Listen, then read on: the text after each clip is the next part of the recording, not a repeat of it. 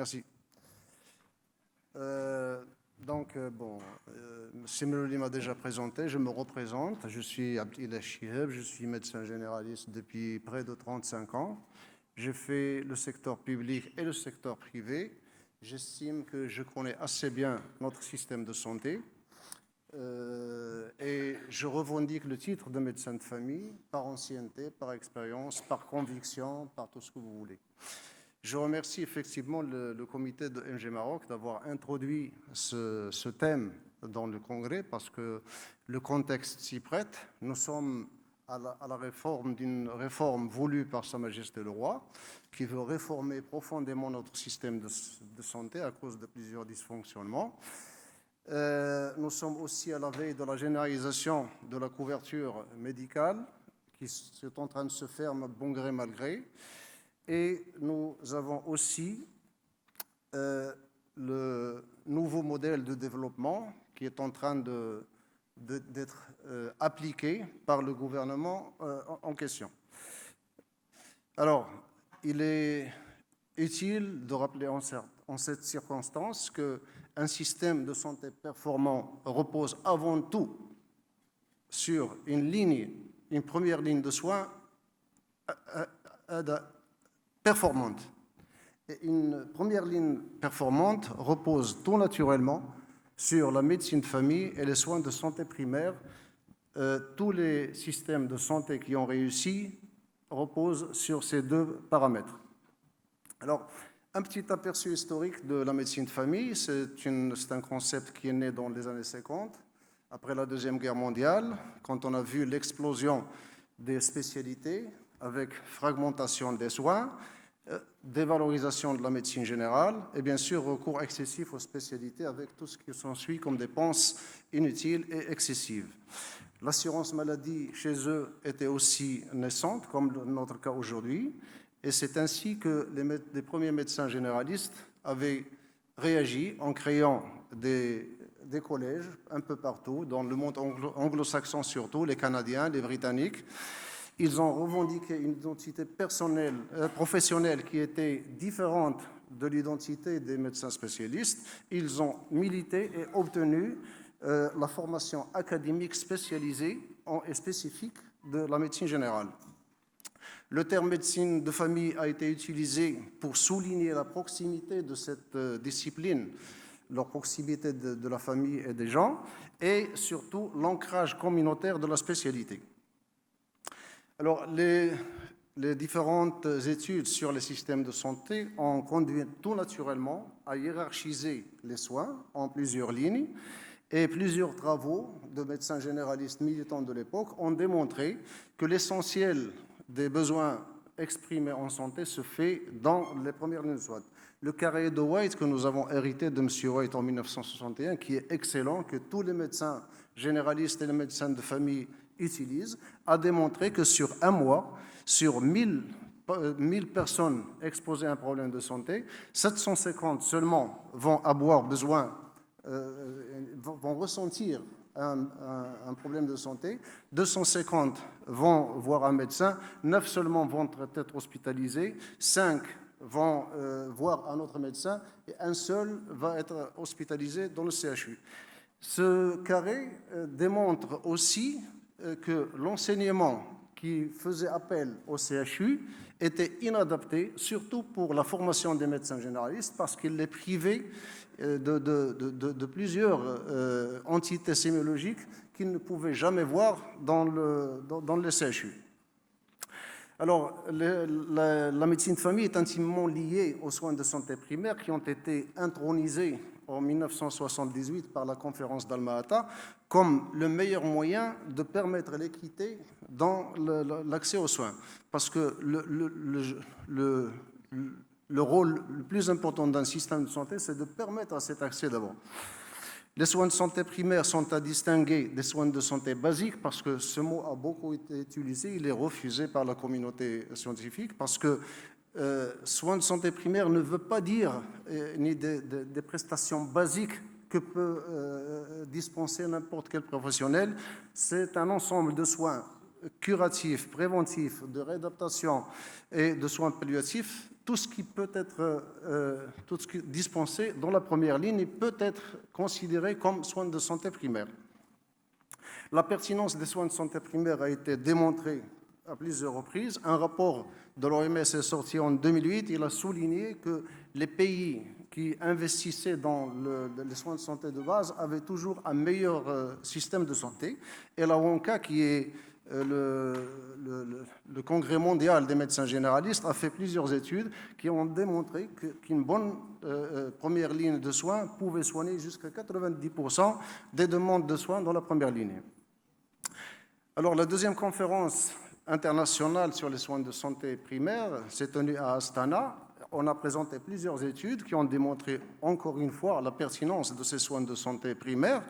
Une étude a permis de démontrer que les soins de santé primaire bien faits permettent d'éviter le recours aux urgences, qui sont 4 fois plus coûteux et permettent de désengorger les services des urgences, ce qui nous arrive malheureusement tous les jours.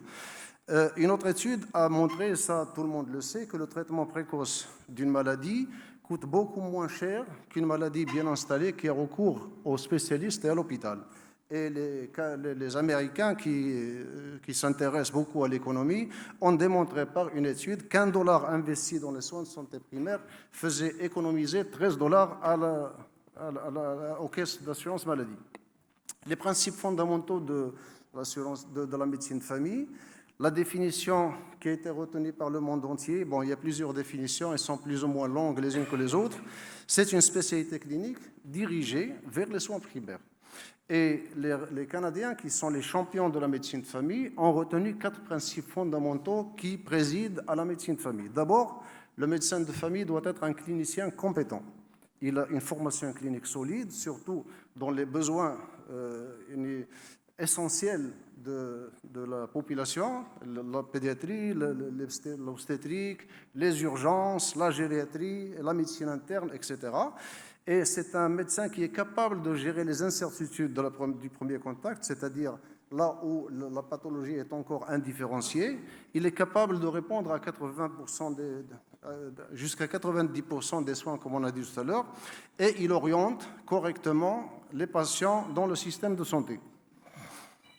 Alors, dans une étude menée par les Suisses, qui ont une médecine de famille encore plus performante, parce que la durée de formation des médecins suisses dure 5 ans pour être médecin de famille.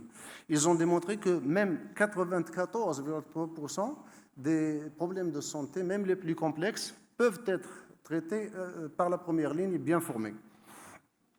Alors, le deuxième principe fondamental, c'est que le médecin de famille est une ressource pour une population définie, c'est-à-dire que la population doit être enregistrée chez le médecin de famille. Sans ça, il n'y a pas de médecine de famille correcte. Cet enregistrement peut se faire de façon automatique. Il y a des pays qui choisissent les médecins pour leurs assurés sociaux, selon le district, selon la proximité géographique. Il y a d'autres qui le laissent au choix des assurés, donc ils s'inscrivent là où ils veulent. Cet enregistrement peut être basé sur la proximité géographique, ce qui paraît logique. On ne va pas laisser un médecin juste à côté et s'inscrire, par exemple, à Rabat quand on vit à Salé ou à Kenitra. Et puis, cet enregistrement des patients oblige ce médecin à s'engager vis-à-vis de la population. Il participe à la permanence de soins, il participe aux urgences. Il y a un système de garde dans les pays où il y a une bonne médecine de famille. Il y a toujours un système de permanence de soins. Le troisième principe, c'est une orientation communautaire, c'est-à-dire que le médecin de famille soigne son patient dans son milieu, il tient compte de l'épidémiologie, il tient compte des moyens humains et financiers dont dispose sa communauté, il évite les gaspillages et participe à la prévention des maladies. Le quatrième principe, c'est que ce médecin construit une relation médecin-patient durable dans le temps. Elle est basée sur la longévité, la confiance. Il connaît bien ses patients parce qu'il les croise très souvent. Donc, il est à leur écoute, il connaît leur représentation de la maladie, leurs problèmes sociaux, etc. Et puis, il est leur avocat dans le système de soins. Les modes d'exercice varient selon les pays. Il y a des pays qui ont essentiellement des cabinets privés, d'autres qui ont obligé plus ou moins les médecins, pour plus de performance, de se regrouper en cabinets de groupe. Il y a, par exemple, les polycliniques communautaires à Cuba qui sont étatiques, qui sont implantées dans chaque communauté. Il y a les maisons médicales en Belgique, par exemple, qui sont fondées par les médecins privés, mais qui deviennent une petite entreprise où les médecins deviennent salariés de cette entreprise. En France, ils développent de plus en plus un modèle de maisons de santé qui relèvent de l'investissement privé des médecins. Et il y a aussi le centre de santé. Et il y a toujours, bien sûr, les centres de santé étatiques comme les nôtres, mais ça ne fonctionne plus comme avant.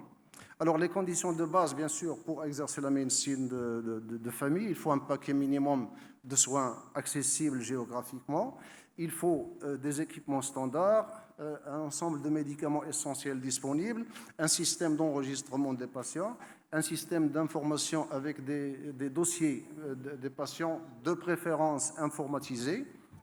Il faut une bonne orientation dans le système et on parle de plus en plus de réseaux de santé, de pôles de santé, de groupements qui sont un petit peu un groupement basé autour de la médecine générale, mais qui collaborent avec des spécialités ou des hôpitaux, et ça permet d'être plus efficace quand on a un problème de santé.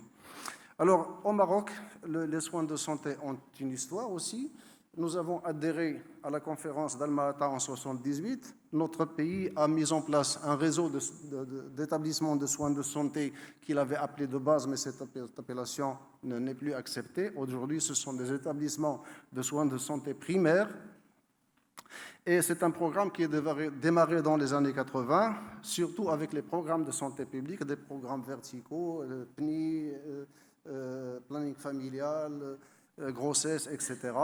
Et c'est un service qui est gratuit, donc budget dépendant, ce qui en limite l'efficacité, avec une filière de soins théoriques qui commence dans le dispensaire de base rural et qui finit au CHU. Mais malheureusement, ce n'est pas toujours respecté. Alors, malheureusement, ce système n'a pas donné les résultats escomptés et nos indicateurs sont peu reluisants, malgré une certaine efficacité, surtout dans les vaccinations, par exemple. Le Maroc est classé 109e en matière de performance et 112e en matière d'accès et de satisfaction de la population. Alors, nous sommes en train de connaître une transition démographique. Notre population est de plus en plus âgée. Nous avons 12% de personnes qui ont plus de 60 ans. Il y a une transition épidémiologique. On a de plus en plus de maladies chroniques. Par exemple, l'insuffisance rénale, le diabète, les maladies cardiovasculaires et les cancers sont responsables de 80% de la mortalité. Ils représentent jusqu'à 70% des dépenses de l'AMO. Les demandes sont de plus en plus croissantes en matière de curative, mais aussi préventive. Et les patients sont de plus en plus informés, ils connaissent les pathologies, ils connaissent leurs droits. Mais malheureusement, notre première ligne est toujours peu performante et répond mal à la demande. Alors, des experts internationaux ont été mandatés par l'OMS et le ministère pour évaluer un petit peu notre système. Leur constat est terrible. Il y a une profonde carence dans la première ligne. Et Millet a fait 12 missions. Il connaît bien le système. Il a constaté que les pouvoirs publics n'investissent pas suffisamment dans la première ligne et qu'ils investissent beaucoup plus dans les spécialités et l'hospitalier. Alors, les filières, on l'a dit, sont très mal respectées, que ce soit dans le public ou dans le privé. Il y a toujours des passages directs à la deuxième ou à la troisième ligne. Dans le privé, c'est encore plus flagrant. Les gens consultent là où ils veulent et ça représente un gros risque pour l'AMO. Alors, les premières sonnettes d'alarme ont été tirées il y a plus de 20 ans. Il y a un congrès qui marque quand même une grande date. C'était le congrès de 1999 organisé par l'AMM, la SMSM, avec l'aide de l'USAID et le gouvernement d'Abdelrahman Yousfi. Ce congrès avait posé le problème justement de la dévalorisation du médecin généraliste, de sa place dans la société. Et on a encouragé les médecins généralistes de l'époque, dont un certain nombre d'entre nous sont ici, à nous organiser dans une fédération. Cette fédération avait organisé, toujours avec la collaboration de l'USAID et du ministère, un grand séminaire à Marrakech sur 3 jours avec le professeur Pestiot, un professeur belge de médecine générale. Nous avons défini le profil du médecin généraliste de l'époque et celui de l'avenir. Nous avons examiné le contenu de la formation médicale de base et nous avions à l'époque recommandé la réduction. Comme on demande maintenant de le faire en 6 ans, nous l'avions recommandé à cette époque et nous avions demandé qu'à la place de ça, qu'il fallait mettre au moins 2 ans pour parfaire la formation des médecins généralistes. Donc, ce séminaire visait justement à revaloriser le médecin généraliste par une formation continue d'abord. Voilà quelques images. Il y a quelques amis parmi nous, Choukri, Izwar, Hamid et Achour. Ils sont toujours là, ils ont plus de cheveux blancs, mais ils sont toujours dans le circuit. Ah, ils sont toujours vivants.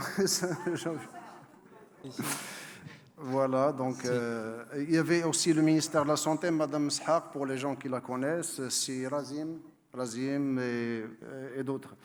Alors, les recommandations étaient claires, je les résume, ils sont publiés dans une revue que nous avions publiée en 2001, elle est excellente, elle est publiée sur les réseaux sociaux pour ceux qui veulent la consulter. Tout ce qui se dit maintenant avait été dit sur ces 3 jours.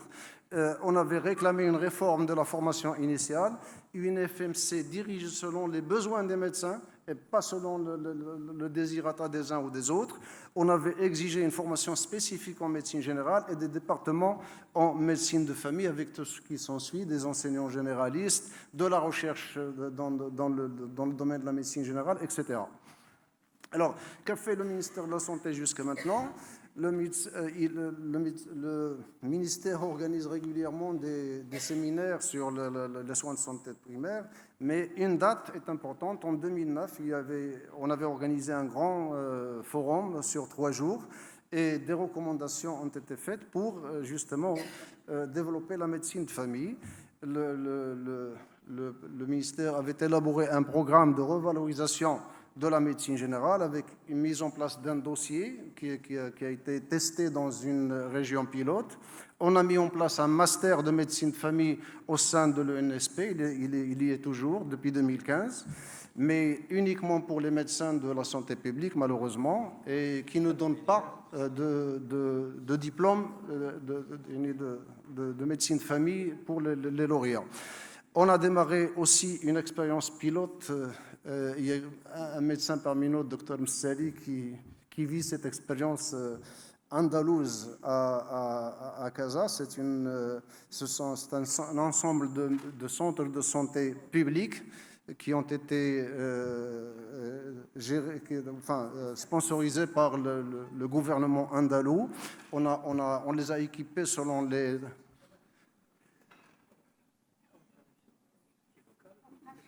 Bon.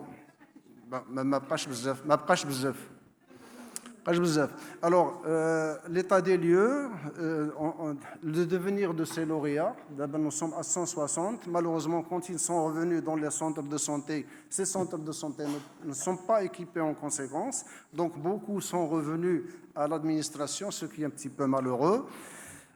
On avait, dans ce programme, il y avait une mise à niveau des médecins généralistes privés et publics via une formation en ligne. Ce n'est toujours pas le cas.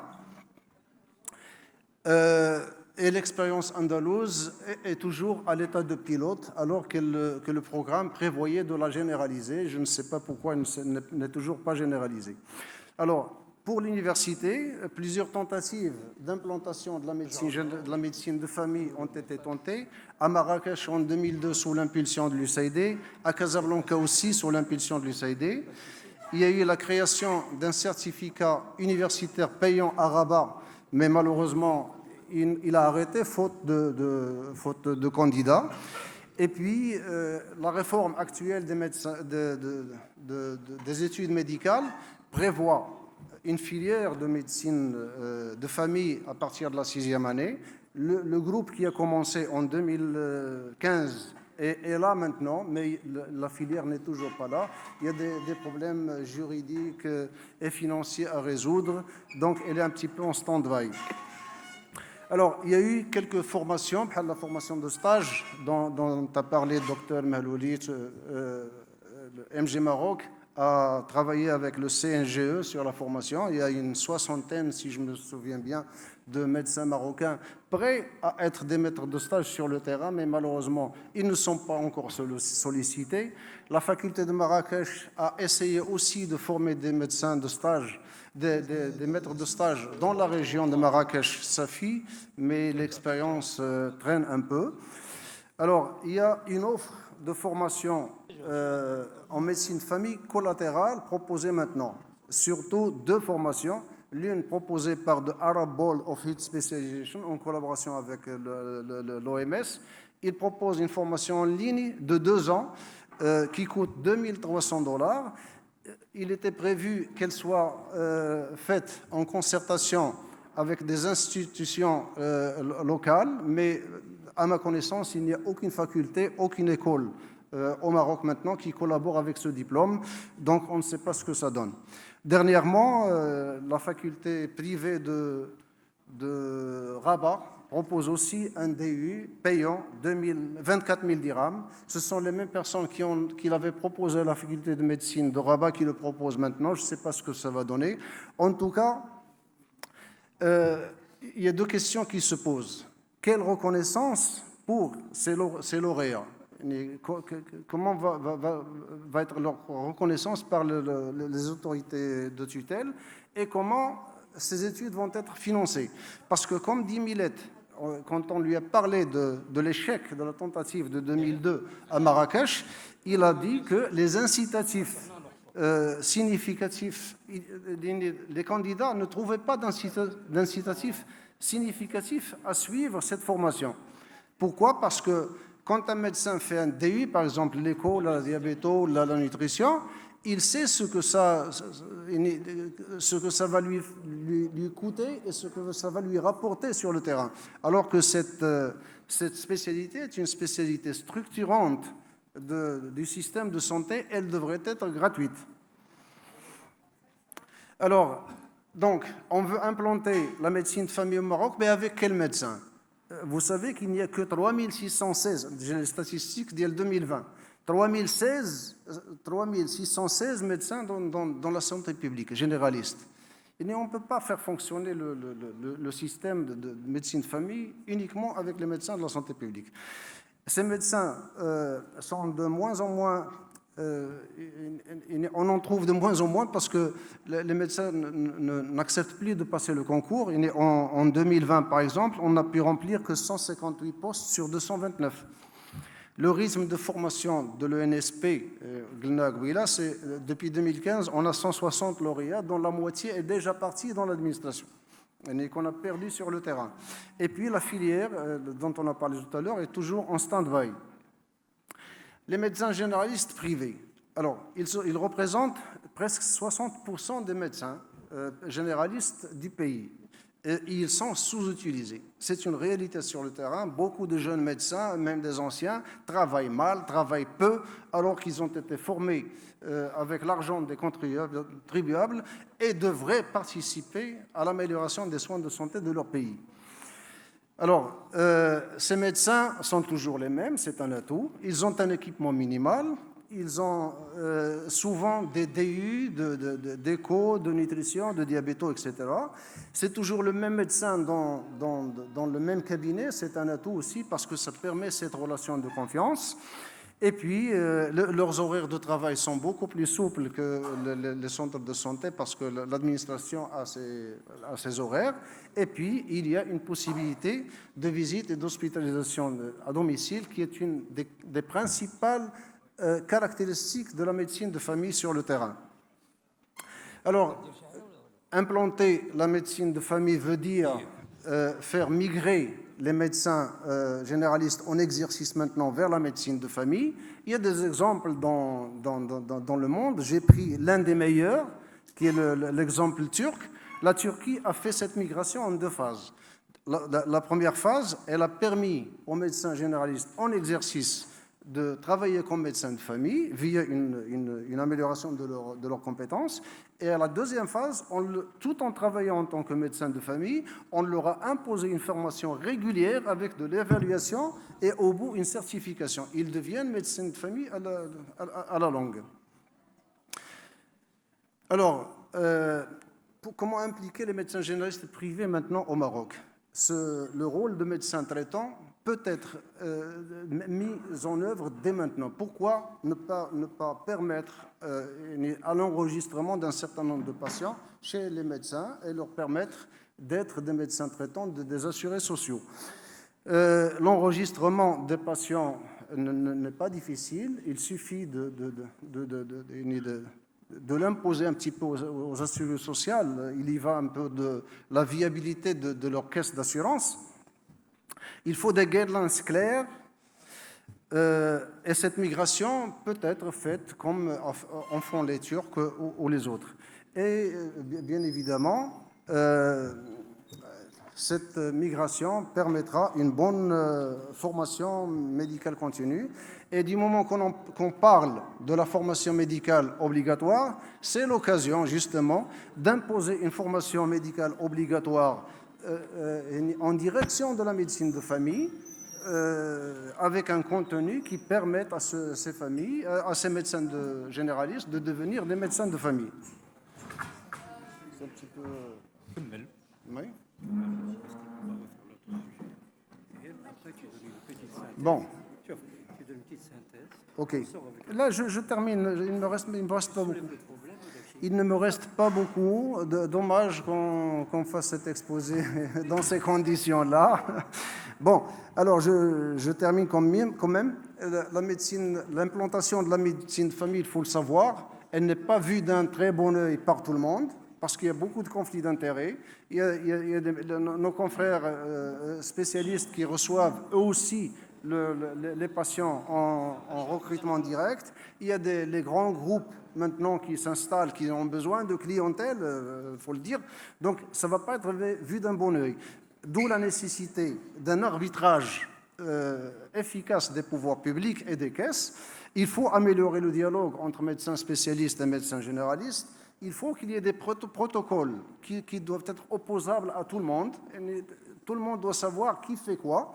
Et puis le dossier médical unique, qui est une manière justement de vérifier ce que fait chacun et de ne pas refaire la même chose. Et puis travailler le cadre conventionnel entre les médecins généralistes privés et les caisses d'assurance maladie. Alors, donc... réformer, c'est faire autrement.